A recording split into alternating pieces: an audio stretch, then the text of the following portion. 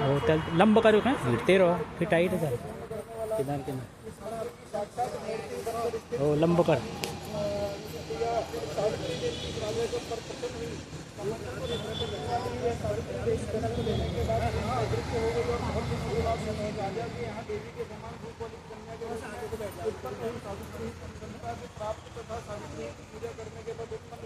अतः राजा ने ब्राह्मणों की आज्ञा से अपनी उस कन्या का नाम भी सावित्री रखा।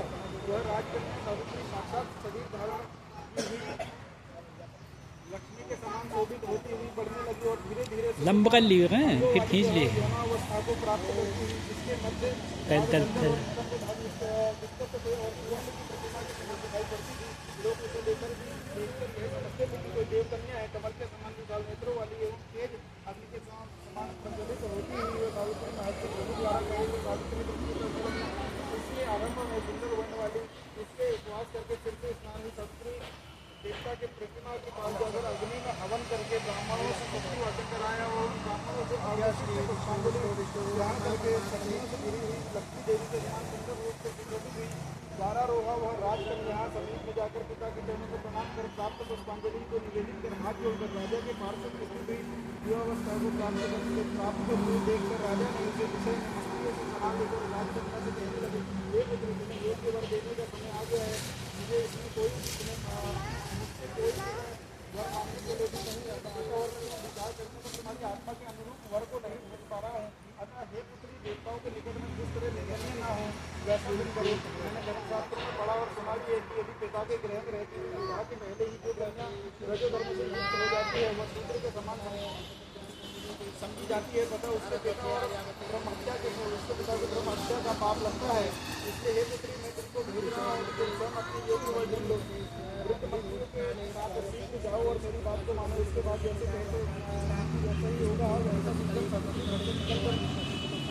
राज वृक्षों के रम्य तपोवन की ओर चल पड़ी और वहाँ पहुंचकर माननीय पुरुषजनों को प्रणाम कर सभी तीर्थों और आश्रमों में आकर जाकर पुनः मंत्रियों के साथ सावित्री अपने ग्रह पर आई और वहाँ पवित्र देवर्षि नारद को बैठे हुए देखा। आसन पर बैठे हुए नारद जी को प्रणाम कर जिस कार्य के लिए बनने गई वो सारी करने लगी। सावित्री बोली, हे देवर्षि नारद जी, मैं पांड्य देश में वो चक्कर है यहाँ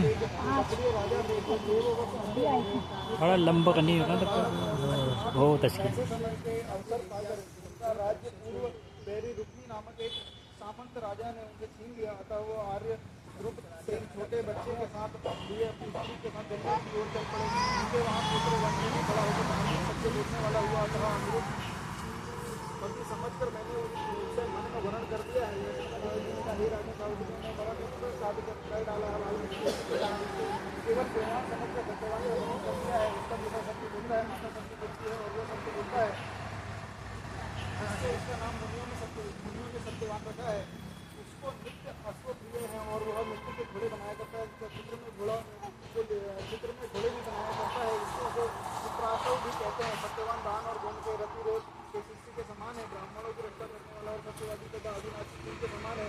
ये याति के समान उदाहरण चंद्रमा के समान देखने में प्रिय लगने वाला रूप में दूसरे अश्विन कुमारों के समान और सूर्य के समान बलवान है, किंतु उसी के